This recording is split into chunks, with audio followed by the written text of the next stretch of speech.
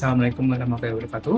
Nama saya Muhammad Ismail Hasan, ST, MD, PhD, dosen tetap dari Prodi Teknik Infrastruktur Sipil dan Perencanaan Arsitektur, Departemen Sipil dan Perencanaan, Sekolah Vokasi Universitas Diponegoro. Sebagai staf pengajar tetap, saya mengampu beberapa mata kuliah, diantaranya mata kuliah prerequisite, yaitu Studio Arsitektur Bangunan Gedung 1, 2, 3, 4, dan 5, mata kuliah wajib lainnya seperti gambar teknik dan teknik survei bangunan gedung, serta mata kuliah pilihan seperti bangunan tinggi dan real estate. Dalam video ini, saya akan membawakan mata kuliah Studio Arsitektur Bangunan Gedung 5. Mata kuliah ini memiliki bobot 4 SKS dan merupakan project-based learning, sehingga berbasis proyek real sebagai bahan perkuliahan hingga tugas dan output perkuliahan ini. Mata kuliah Studio Arsitektur Bangunan Gedung 5 merupakan salah satu mata kuliah inti dari Prodi Teknik Infrastruktur Sipil dan Perencanaan Arsitektur, di mana sifatnya prerequisite yang mengharuskan mahasiswa wajib lulus pada mata kuliah Studio Arsitektur Bangunan Gedung 4 pada semester sebelumnya. Pada mata kuliah Studio Arsitektur Bangunan Gedung 5, mahasiswa diberikan materi mengenai meredesain sebuah bangunan dengan kriteria tertentu yang mereka pilih sendiri dan melakukan survei lapangan untuk mendapatkan data aktual terhadap bangunan tersebut. Kemudian, mahasiswa diminta menganalisa kebutuhan dari bangunan tersebut sesuai hasil temuan survei dan menggambarkannya dengan menggunakan software. Software yang digunakan pada perkuliahan ini seperti AutoCAD maupun Revit, dan setelah itu mahasiswa melakukan redesign berbasis analisis yang mereka lakukan dengan menggunakan software analisa seperti Revit, Dialux, SolidWorks, Velux, dan Edge Building App. Terdapat dua capaian pembelajaran lulusan, yaitu mahasiswa mampu menerapkan pemikiran logis, kritis, sistematis, dan inovatif dalam konteks pengembangan atau implementasi ilmu pengetahuan dan atau teknologi sesuai dengan bidang keahliannya. Serta mahasiswa mampu mengkomunikasikan pemikiran dan hasil rancangan dalam bentuk grafis, tulisan, dan model yang komunikatif. Kemudian, terdapat 3 capaian pembelajaran mata kuliah, di mana setelah menyelesaikan pembelajaran mata kuliah ini, mahasiswa diharapkan mampu, yang pertama, menyusun konsep rancangan arsitektur yang mengintegrasikan hasil kajian aspek perilaku, lingkungan, teknis, dan nilai-nilai yang terkait dengan arsitektur. Yang kedua, mahasiswa dapat membuat rancangan produk arsitektur secara mandiri dengan metode perancangan yang berbasis riset dengan menghasilkan karya arsitektur yang kreatif yang merupakan penyelesaian masalah arsitektur yang kontekstual dan teruji secara teoritis terhadap kaidah arsitektur. Yang ketiga, mahasiswa mampu memecahkan permasalahan desain secara kreatif terkait perancangan bangunan rumah tinggal dan kondisi site atau lingkungan tertentu. Penyampaian mata kuliah ini saya menggunakan metode DIA, yaitu Delivery, Interactive, dan Assessment. Delivery atau materi yang saya sampaikan, yakni memahami dasar-dasar desain bangunan bertingkat tinggi dan bentang lebar.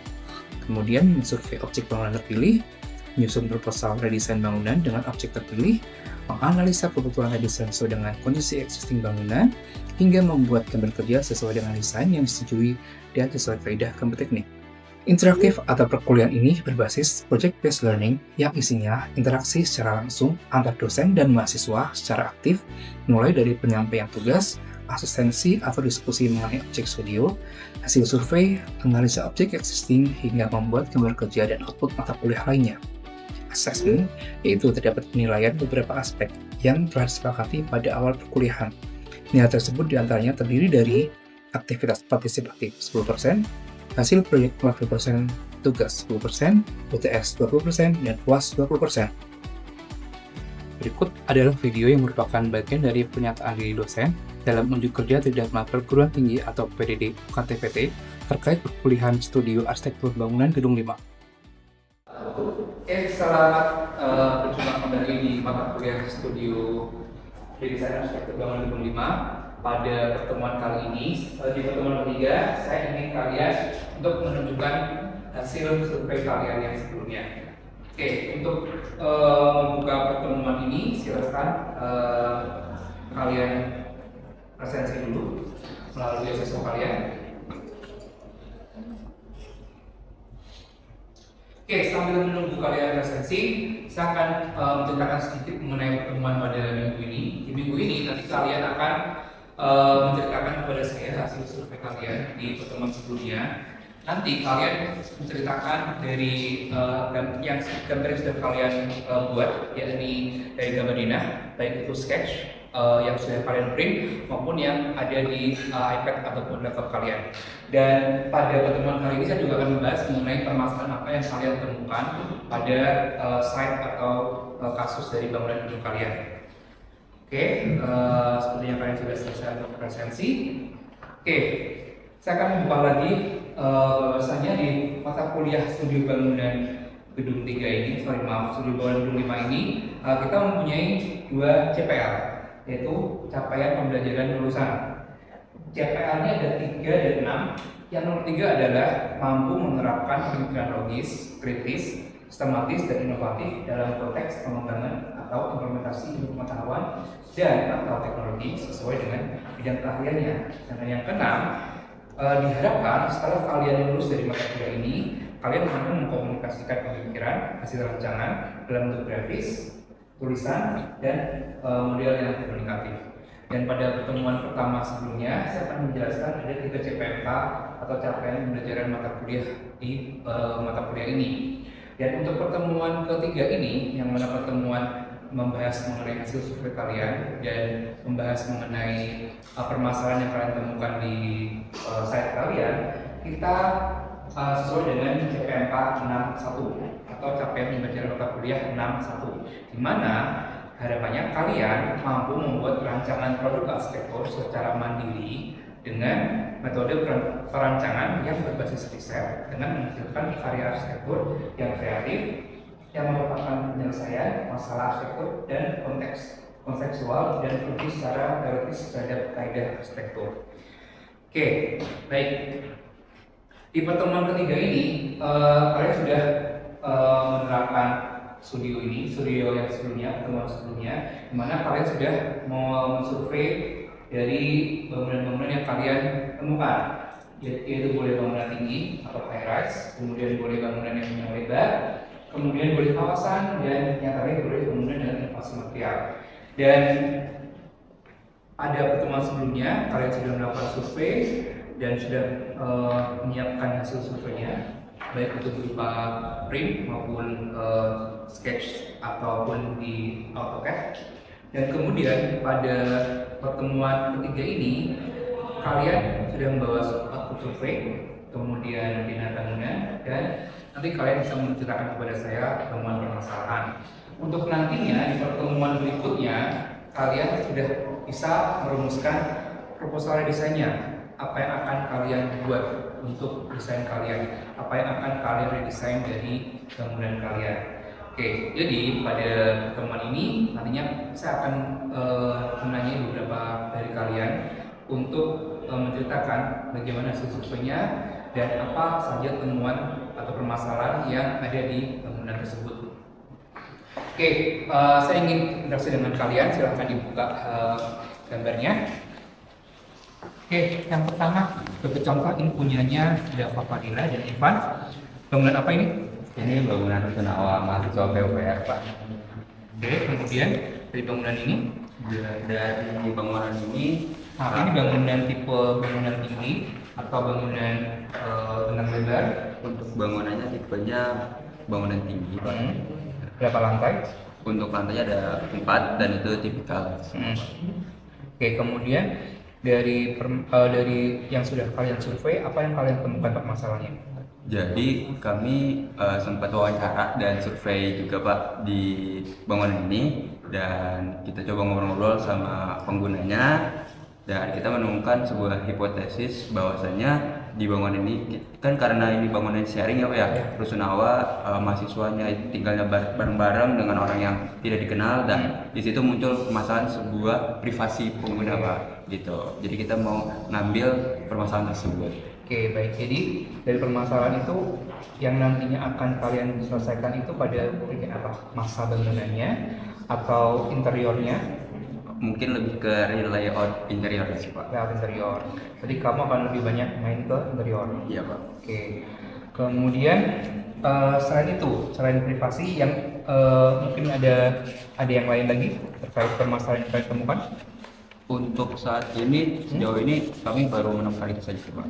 Oke, ketika kalian menemukan permasalahan privasi, permasalahan tersebut muncul dari apa? Apakah dengan mahasiswa atau kalian secara visual melihat privasi menjadi masalah? Oke, pada survei pertama kita melihat bangunan terlebih dahulu, kita nyimpulin sepertinya ada permasalahan itu. Nah, pas survei yang kedua kita melakukan wawancara langsung terhadap pengguna dari bangunan ini, Pak. Oke, berapa jumlah pengguna yang sudah kalian? Untuk total yang kami wawancarai itu ada 15, Pak. 15. Ya. Dan mostly dari mereka statementnya apa? Terkait privasi? Positif negatif ke arah privasinya memang terganggu gitu, kayak misalkan untuk sekecil habis mandi mau mengganti pakaian seperti itu, Pak. Oke, baik. Oke, jadi berarti kira-kira kalian akan bermain interior gitu. Betul. Kemudian apakah ada hanya layout saja yang dirubah atau ada penambahan furniture? Lebih ke permainan furniture juga sih, Pak. Gitu. Oke, berarti desain kalian tidak merubah fasad, tidak Iya. menambahkan massa bangunan, namun Tidak. akan bermain di interior. Interior. Oke, baik. Kemudian dari sini ada yang bangunan gedung perkuliahan. Oke. Oke, Talita, dari coba ceritakan mengenai bangunan yang kamu survei. Jadi bangunan yang saya suka adalah bangunan Fakultas Hukum UGM, di mana bangunan itu orientasinya menghadap timur. Jadi dia punya permasalahan atau problem di bagian pencahayaannya, di mana banyak ruang-ruangan yang overlit atau terlalu silau.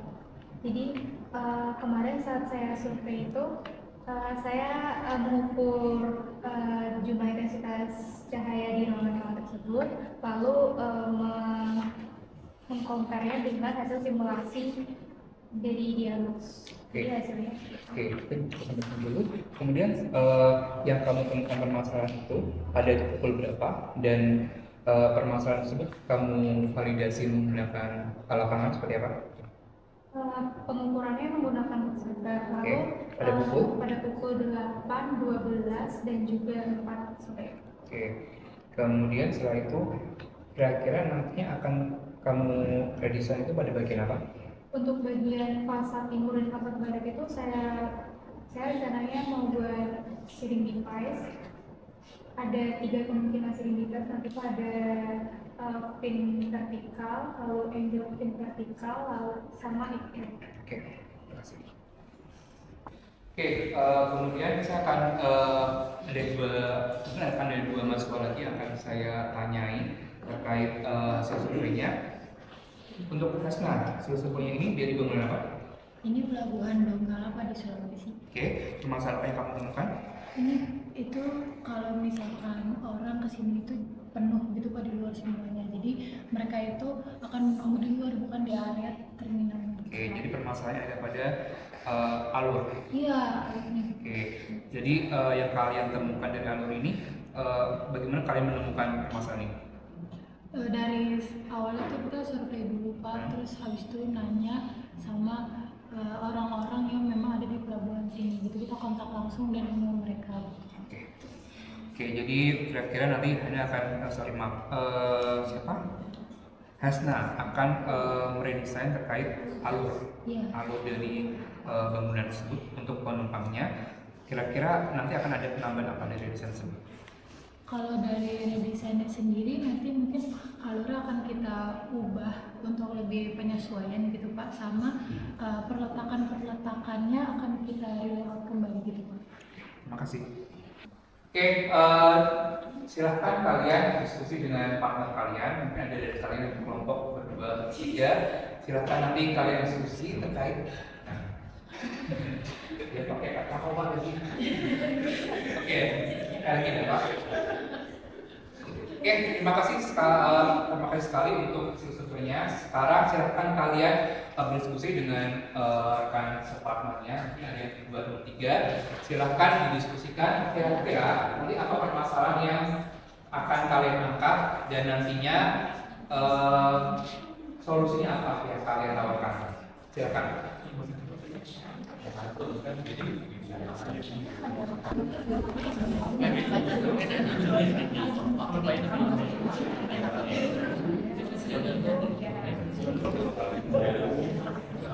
itu sih paling dari juara.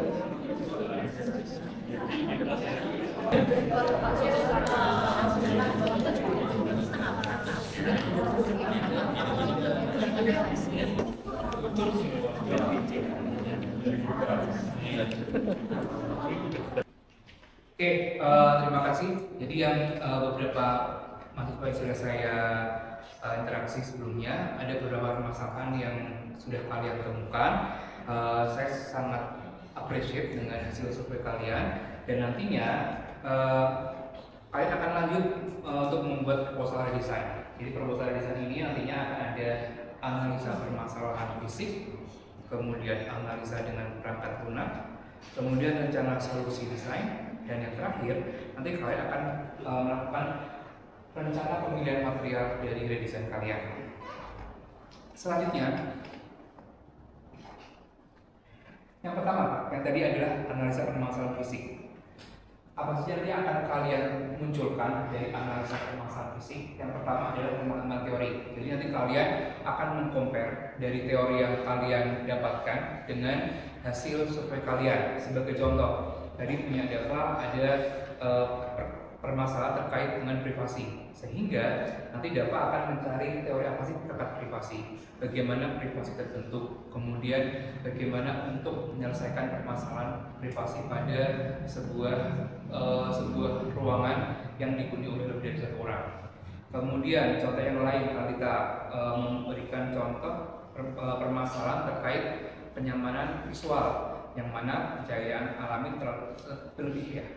Kemudian setelah itu kita akan mencari pemahaman teori mengenai kenyamanan visual terkait SNI juga, seperti apa standar SNI yang nantinya cocok untuk sebuah bangunan kelas, sehingga nanti kita akan mengcompare SNI dengan yang ada di lapangan. Kemudian bagaimana cara mensolusikannya ketika SNI-nya lebih rendah dari yang ada di lapangan, sehingga solusi apa yang akan ditawarkan oleh kita. Kemudian contoh yang lain di Hasna. Tadi Hasna memberikan contoh terkait bangunan terminal pelabuhan. Dari terminal pelabuhan tersebut, Hasna memberikan permasalahan bahwa ada alur yang tidak smooth seperti itu, sehingga Hasna akan mencari teori apa yang cocok untuk alur penumpang pada sebuah terminal, baik itu terminal penumpang untuk kapal maupun untuk pesawat, atau bahkan untuk terminal bis, karena alurnya mungkin akan sama, namun penerapannya pada tiap-tiap bangunan berbeda. Setelah itu, nanti kalian yang kedua akan memerlukan perangkat survei. Perangkat survei yang kalian akan gunakan yang pertama jelas meteran ukur. Sebagai contoh, kalau kalian seperti contoh tadi Talita terkait jendela, sehingga Talita akan mengukur dimensi dari jendela tersebut, kemudian dimensi ruang. Kalau Dava memerlukan meteran juga untuk mengukur dimensinya, kemudian furniturnya, kemudian meteran raw sebagai contoh untuk bangunan yang lebih luas lagi seperti punyanya Hasna.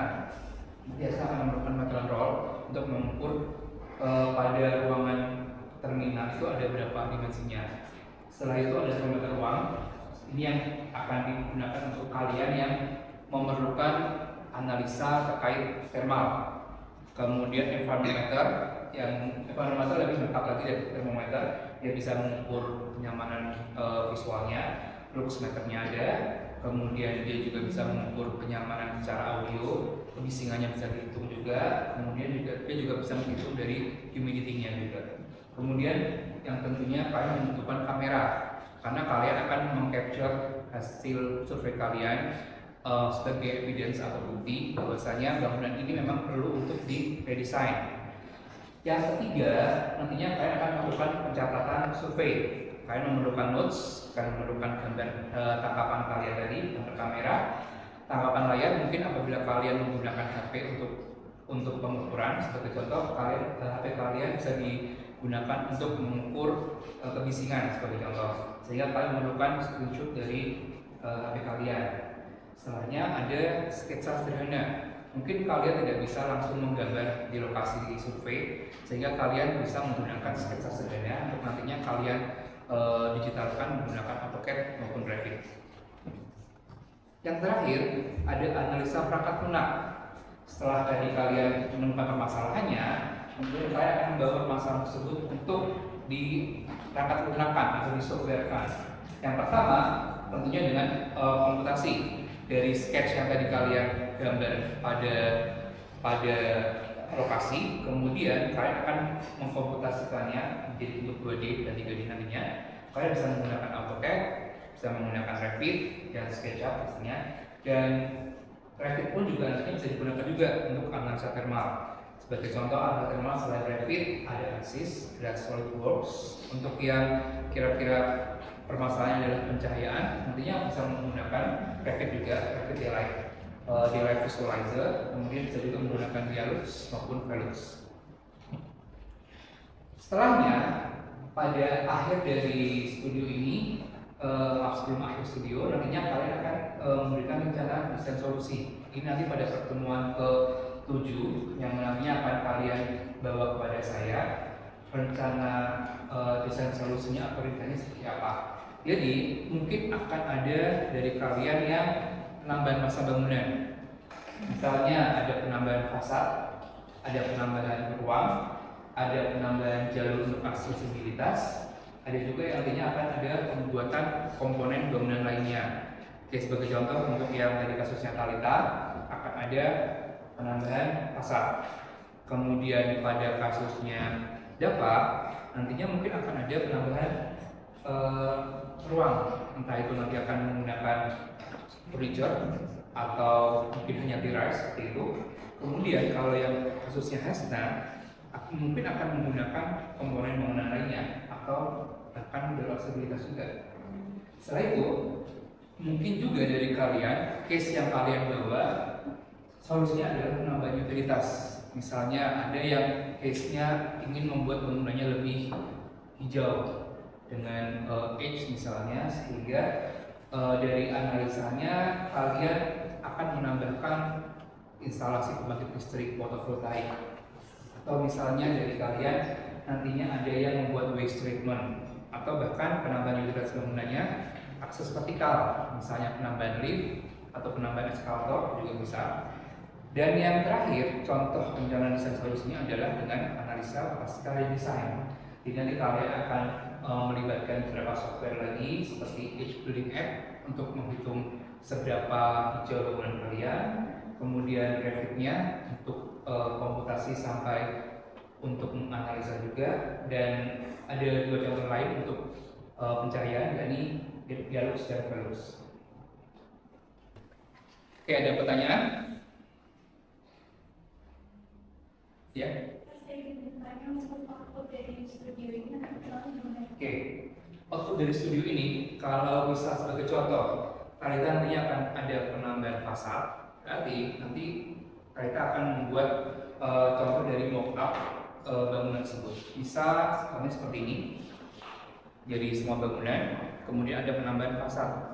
Fasad dari yang sebelumnya tidak ada fin seperti ini, tidak ada shading device, kemudian ada shading device-nya. Ada contoh salah satu outputnya. Namun market tidak selalu harus market full bangunan, bisa saja hanya market dari satu jenis shading device-nya, atau sebagai contoh kayak membuat mock-up dari instalasi shading device-nya sehingga lebih kecil, itu juga boleh. Apabila terlalu besar bangunannya, mungkin boleh hanya instalasinya saja, seperti itu boleh. Ada pertanyaan lain lagi? Oke, silakan kira-kira. Bapak izin bertanya, bangunan saya kan kurang lebih bermasalahnya di pencahayaan Pak. Ya. Dan tadi Bapak sampaikan terdapat software Dialux maupun Velux. Oke. Kalau dari Bapak sendiri, prefer saya menggunakan simulasi Dialux atau Velux? Oke, terima kasih. Kalau komputasi yang kalian pakai adalah Revit, akan lebih mudah kalau kalian menggunakan Velux, karena Revit dan Velux masih ada hubungannya, dia langsung tersambung. Namun kalau misal kalian tidak menggunakan Revit, mungkin Dialux juga cukup oke juga, walaupun Dialux hanya seperti membuat mock-up bangunan lagi seperti itu. Jadi silakan bisa menggunakan Dialux, Velux, bahkan Revit juga bisa untuk pencahayaan alami. Makasih. Ada lagi? Jawab? Ada lagi mau menanyakan? Oke. Oke, kemudian untuk tugas studio arsitektur bangunan 25 ini, saya menerapkan penilaian berupa tingkat partisipatif 10%, kemudian hasil proyek 50%, tugas 10%, TS dan UAS masing-masing 20%. Oke, jadi seperti yang tadi saya sampaikan, salah satu output dari studio ini adalah maket, dan maket ini boleh maket bangunan maupun satu mockup dari output desain kalian, misalnya buat desain device-nya atau bahkan furniture-nya. Oke, sebelum saya menutup pertemuan ini, ada pertanyaan? Pak Hasan, izin bertanya. Selain output market, apakah ada opsi lain? Oke, mungkin kalau market ada yang terlalu mahal untuk kalian, jadi saya juga ada opsi lain. Mungkin bisa market atau untuk yang pembuatan marketnya terlalu susah. Sebagai contoh, misalnya yang punyanya Java, karena outputnya adalah layout dari sebuah kamar atau furniture, sehingga saya menyarankan untuk output dari studio Java adalah haki. Jadi ini contohnya adalah sebuah haki yang output dari studio kemarin. Jadi nanti boleh kalian hakikan output dari hasil desain kalian, boleh berupa poster, tapi saya sarankan berupa arsitektur. Jadi nanti hakinya berupa arsitektur, seperti itu. Oke, kalau tidak ada pertanyaan, kita akhiri di sini. Kita akan jumpa lagi di asistensi berikutnya. Harapannya kalian sudah membawa analisa dari permasalahan yang kalian temukan. Oke, wassalamualaikum warahmatullahi wabarakatuh. Waalaikumsalam warahmatullahi wabarakatuh.